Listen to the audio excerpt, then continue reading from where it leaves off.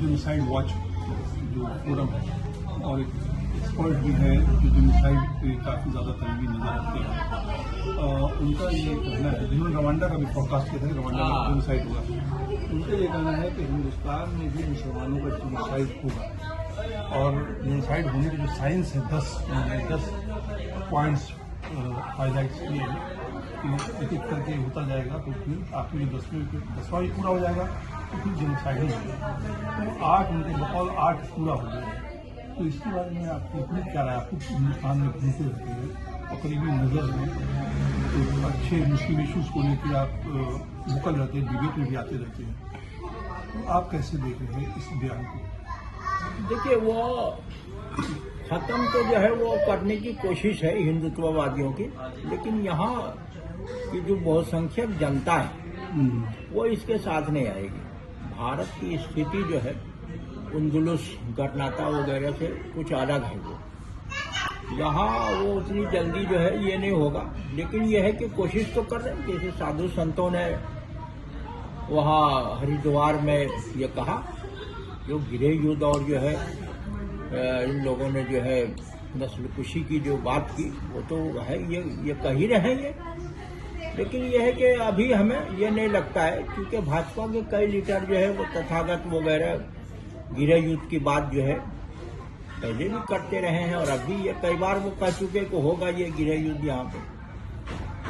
तो गृह युद्ध में और जेनोसाइड में तो फर्क है, वो आप देखें। हाँ, वो वही रास्ता है, वो उसी के जरिए से वहां तक पहुंचेंगे। नस्लकुशी की बात जो आप कर रहे हैं, वो उसके जहन में कहीं न कहीं इस तरह की बात है कि जो है इसको खत्म कर दिया जाए, क्योंकि ये कई बार ये कोशिश कर चुके हैं। मोहम्मद बिन कासिम के ज़माने में भी ये हुआ था, लेकिन ये है कि उसका नहीं, आज के देखिए, आज के जो अगर आप गौर से प्रेजेंट सरकार जो है और स्टेट गवर्नमेंट के खास कुछ स्टेट में उनके आप कार्य प्रणाली को देखिए, उनके क्रियाकलापों पर देखिए, द वे ऑफ फंक्शनिंग।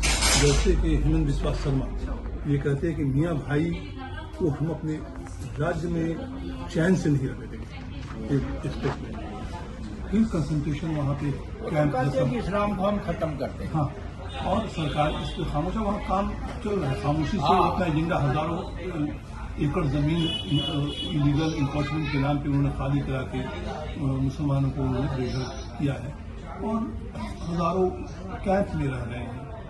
ठीक है ना, कोई किसी का हस्बैंड रह रहा है, किसी की बीवी रह रही है, कोई बच्चा रह रहा है। अब यूपी में है, यूपी में ये जो बुलडोजर कार्रवाई एक तरफा चल रहा है, बाबा का बुलडोजर, इलेक्शन में बिहार इलेक्शन था, देख रहा था, बहुत ज़्यादा था, और योगी आदित्यनाथ जहाँ जाते थे वहाँ कम से कम 2 बुलडोजर आता था पब्लिक रैली में, और फिर वो बुलडोजर की खूबी को बड़ी और बुलडोजर से किस तरह से वो काम ले रहे हैं, बड़ी फख्र से वो बयान करते हैं, पूरे रैली में करते रहे। ठीक है, योगी तो फिरका परस्त है, वो योगी है ही नहीं। अब देखिए मामला वहाँ पर यूपी में एक और आगे बढ़ा है। अब जो खबर आ रही है, एक तो खौफ हरास पैदा करके मुसलमानों को एक लक्ष्मण रेखा के अंदर जीने को मजबूर किया गया है कि आप उसके अंदर रहिए। अब दूसरी जो प्रॉब्लम वहाँ पे यूपी में जो आ रहा है, जो स्मॉल स्केल इंडस्ट्री है, जिनके मुस्लिम दस्तकार उनकी वही ज़्यादा, क्योंकि मुसलमान गवर्नमेंट जॉब में, प्राइवेट सेक्टर में जॉब में तो नहीं है, वो ज़्यादातर छोटे काम करते हैं, स्मॉल स्केल बिजनेस करते हैं। अब वहाँ उन्हें मुश्किलों का सामना करना पड़ रहा है, उनके बिजनेस मर रहे हैं ना। ये बनारस में जो कितने जो वीज है, हैंडलूम्स हैं घरों में चलने वाले, कितने बंद हो गए हैं। इस तरह से मुरादाबाद, अलीगढ़, हर जगह अब माशी तौर पर भी, प्लस माशी हमला है, माशी बैकआउट करने की अपील है। एक बंदा कहीं बेच रहा है सामान, उसके आधार कार्ड चेक किए जाते हैं, इन चीज़ों को देख करके क्या ये नहीं रहा है कि एक तरह से कोने में ढकेलने की कोशिश हो रही है। ये तो तय है, ये तो है वो, और उसी को तो वो कह रहे हैं ना वहाँ अरशद मदनी साहब कि दीवार से लगाने के लिए, हादसे को डालने के लिए ये पूरी कोशिश हो रही है। सरकार और जो उससे जुड़े हुए लोग हैं, सांप्रदायिकतावादी तत्व जो है, वो तो यही था, वो बायकाट का मतलब ही यही है। वो जो आर्थिक बायकाट है उसका और कोई मतलब नहीं है। वो मुस्लिम समाज को और जो छोटी सनतें हैं वो सबको को खत्म करने के लिए यही है कि ताकि वो जहनी इक़्तिसादी तौर पे इतना डेमोरलाइज कर दिया जाए कि ये करने बोलने की हालत में रहें नहीं। ये है मुसलमानों के खिलाफ तो है वो जहाँ जहाँ भाजपा की सरकार है, चाहे यूपी हो, उत्तराखंड हो, मध्य प्रदेश हो, राजस्थान हो, आसाम हो और गुजरात हो या जहाँ भी है, जो खासतौर से जो यूपी और आसाम, उत्तराखंड सबकी हालत बहुत खराब है। ये सारी चीजें हैं और आप ये जिस खदशे का इजहार कर रहे हैं वो तो व्यवहार अमल बता रहा है कि वो उसी तरफ इंडिया को वो ले जाना चाह रहे हैं, लेकिन चूंकि अभी और पार्टियां हैं वो कहीं न कहीं जो है वो संघर्ष और मुजाहिमत जो है वो कर रही है।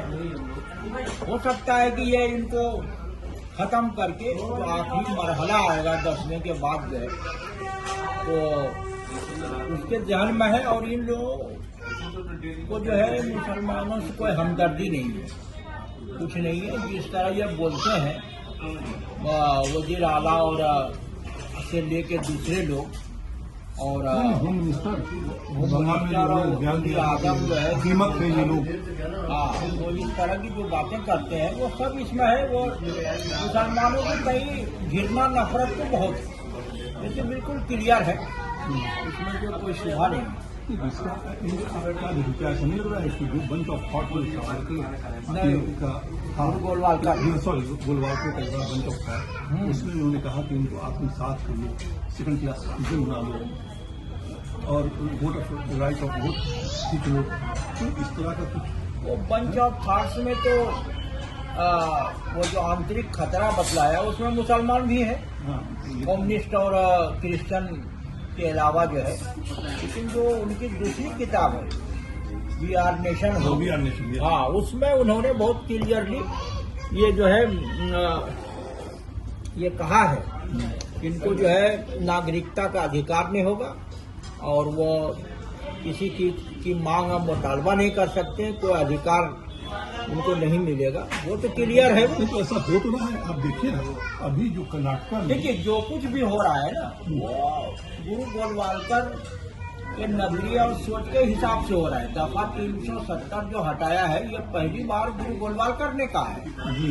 हाँ, वो बंच ऑफ थॉट्स में नहीं है, लेकिन जो 12 वॉल्यूम में जो गुरु समग्र छपी है उसकी 9वीं जिल्द में उन्होंने ये बात कही है कि पहले आपको सदर राज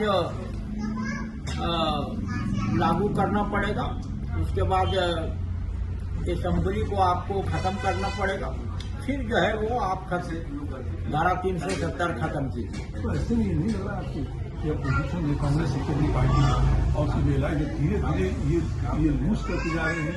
नहीं, वो पार्टियों को तो उन्होंने पूरी तरह कमजोर कर दिया है।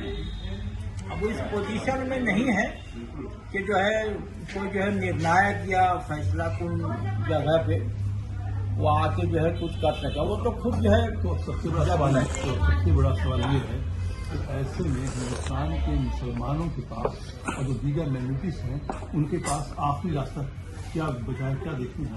देखिए वही संघर्ष है ना, वही संघर्ष है कि जुल्म और अत्याचार के खिलाफ जो है जो भी